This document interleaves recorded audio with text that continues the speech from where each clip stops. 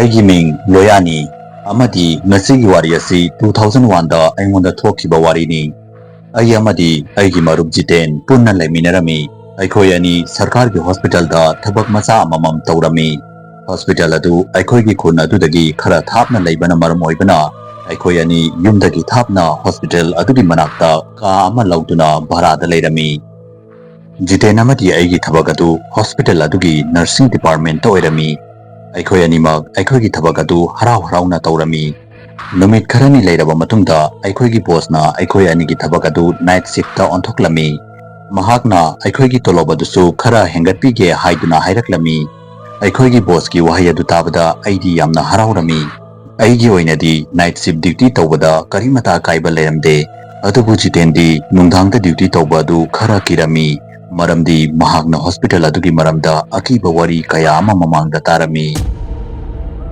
ꯖꯤꯇꯦꯟꯒꯤ ꯃꯇꯧ ꯑꯗꯨ ꯎꯕꯗ ꯑꯩꯅ ꯖꯤꯇꯦꯟꯗ "ꯅꯪꯅ ꯑꯗꯨꯛ ꯌꯥꯝꯅ ꯀꯤꯔꯤꯗꯨꯅ ꯀꯔꯤꯒꯤꯅꯣ?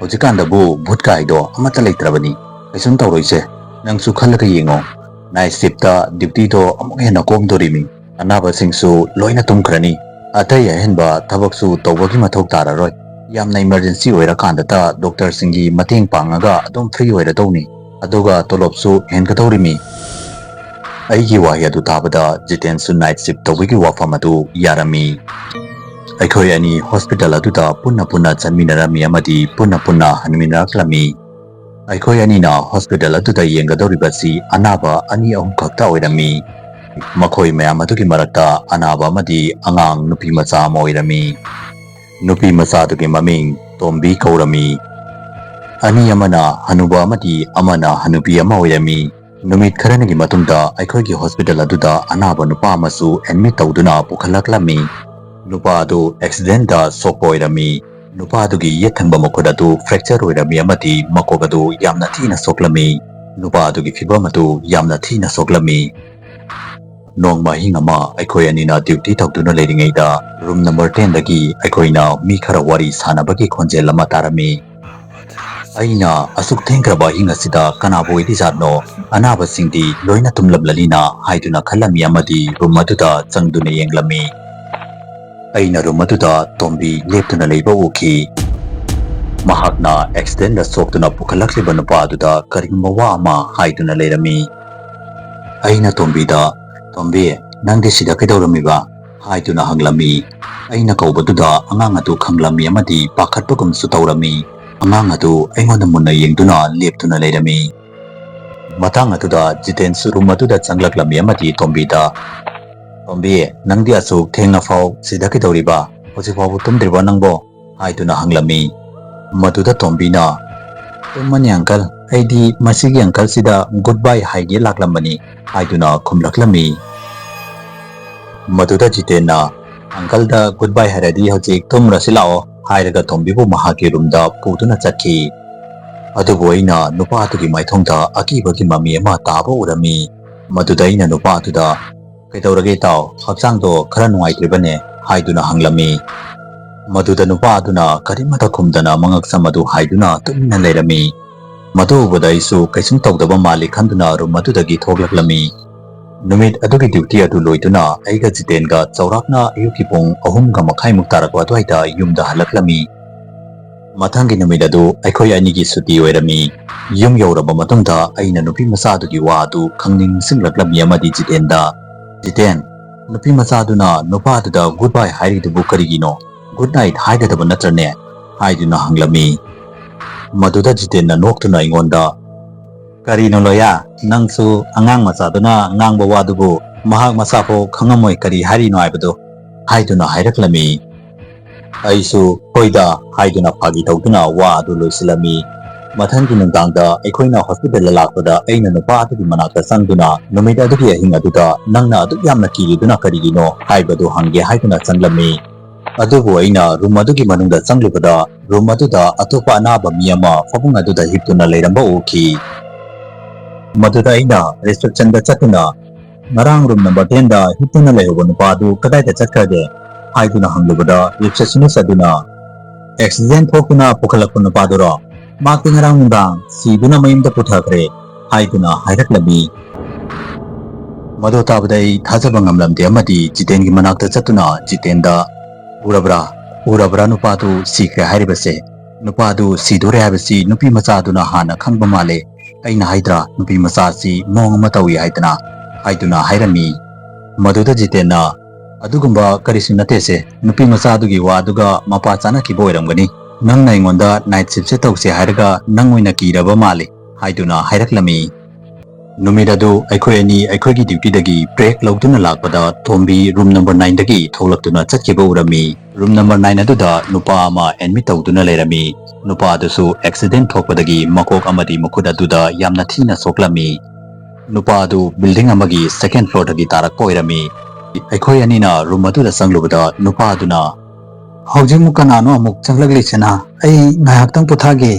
हाइदुना हाइरक्लमी मदुदा जितेना रूम असिदा अखोय अनि लाक्त्रिङैदा अतोपा मी अमसु चंगलगलम्ब्रो हाइदुना हंगलमी मदुदा नुपा अदुना ओय मैहाक ममांगदा यामना नुसिबा अंगांग नुपी मचा अमा चंगलगलमे अदुबु करिगिनो खंगदे नुपी मचादुना इबु मुन्ना येंगगा गुड बाय अंकल हाइरगा कन्न कन्न नोकलमे नुपा अदुगी वहाय अदु ताबदा अखोय अनि पुंगंगकलमी अखोयना नुपा अदुदा नंग पोथाजरो हाइरमलगा रूम अदुदगी थोकलगलगा युमदा हलकलमी मथंगी नुमित अमुक हॉस्पिटल अदुदा लापदा अखोयना रूम नंबर 9 दा लेहौबा अनाबा नुपा अदुसु ngasi ayukta sikre haibadu khangba ngamlami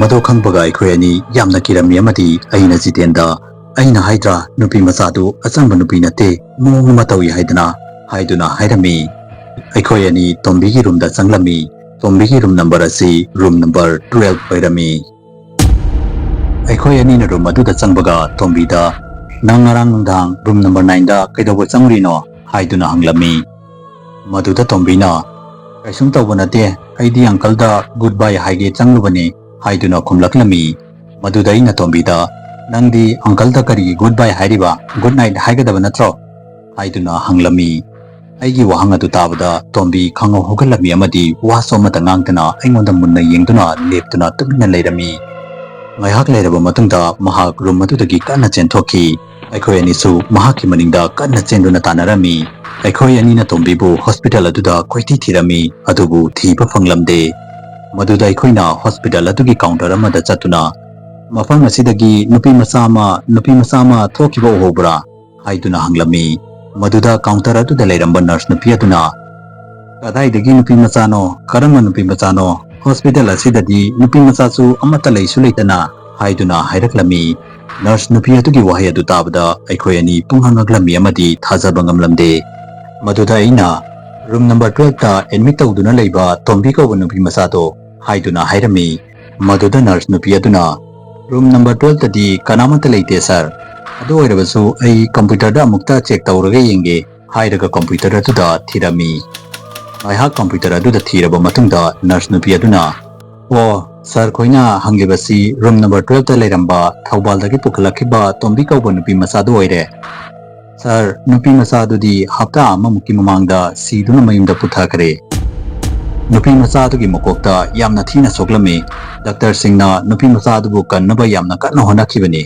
adubu kanba ngomkhide nupi masadu yamna wana room adugi manungda sikhi haiduna hairaklami nurse नुपी अदुगी वादु तारबा मतुंगदा अखोय अनि मफम अदुदगी थोकलकलमी अखोय अनि चन्ना चन्ना अइना जितेंदा अइना हंजिन हंजिना हाइद्रो नुपी मचादु मोंग अमा तौई हाइदुना वरी सानारिङैदा इखंग खंगुदना तोंबी अखोय अनिगी मांगदा चप लेप्तुना लेरमी अखोय अनि तोंबीबु उपदा वा ngangbगा अमता थोकलमदे अमदी चप लेप्तुना महाकु येंगदुना लेरमी अइगी हक्सांग अदु मनुंगदगी ओमचाकना बगुम तौरमी तपना तपना अइगी मिडिंग अदु ममसिलकपगुम तौरमी अइ मयेक सेंगना अमता उबा फंगलमदे अइ मफम अदुदा ओंथरमी अइ मफम अदुदा लैरिबा पोतसिंग अदु फजना उबा अमता फंगलमदे अइ मफम अदुदा वांथदुना तारमी ngaiak leiraba matungda अइ हॉस्पिटल अदुगी रूम अमदा मिदसी पांगथोकलकलमी मफम अदुदा डॉक्टर अहुम मरिसु लेप्तुना लेरमी अइगी हक्चांग अदु लेंगबा पाव ngamlamde अइना मफम अदुदा लैरिबा मिसिंग अदुबुदी खरा खरा उबा फंगलमी अमदी मखोइना ngangnariba wasing अदुसु खरा खरा ताबदि ngamlami अइना जितेनसु अइना हिबलिबा फबुंग अदुगी मनाक्ता हिबतुना लेबा उरमी अइना डॉक्टर अमदा जितेनगी मरमदा हंगबदा डॉक्टर अदुना Kaisum tawdeda minor heart attack ama lakpani Haiduna hairaklammi. Doctor aduna wa amasu hairaklammi. Adubu doctor adugi wa adu ai fajana taba ngamlamde.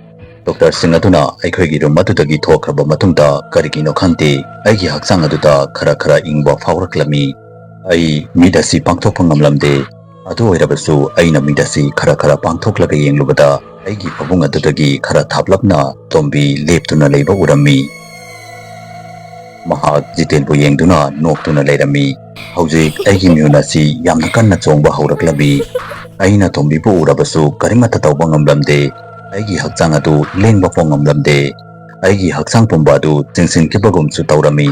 Madogi matungda aina tombina Jitenda goodbye uncle Haiduna haibagi khonjel ama tarami. Mado ubada ai yamna kirami. Jiten gi haksang adu yamna kanna nipa hauraklammi. Jiten pabung aduda wanthaduna taduna leirabasu masa adu kanna niklami. Aina tombida yenglubada Mahak Jiten bu munna yengduna leptuna leirami. Tombina Mahaki mideng adu mathakta yengkhatpaga Jiten gi haksang adusu malangda paikhatlammi. Jiten gi mamid adu pangthoklaklammi amadi masa adu kanna niklami. Jiten gi matau amadi fibam adu ubada aigi mihunasi kanna chongba hauraklammi. Aina lauge haiduna yamna kanna honarami. Adubu ai lauba ngamlamde. Ai karimata tawba ngamlamde. Aigi mitagi pisu chentharaklammi. Jiten dharam launa phapung aduda taraklammi. Mahak masa niklamba adusu loina farami. Jiten gi mamid adusu usillammi. Matang aduda nurse nupi ama treda hidak haptuna tray ama paiduna aikhoigi room aduda changlaklammi. Aina nurse nupi aduda sister Jiten gi hakchang adu kainoma tawba male amukta yengbiyo Haiduna hairammi. Nurse nupi aduna Jiten bu check tawrami.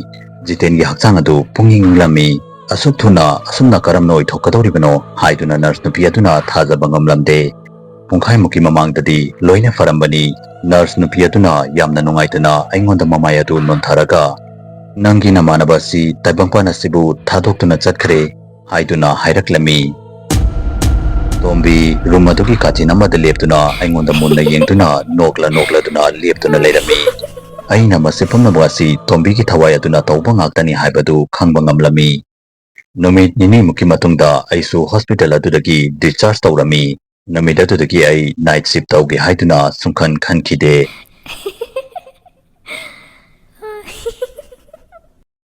Wari asibu karigumba mayamna pamiba taragadi channel asibu subscribe tawbiramo.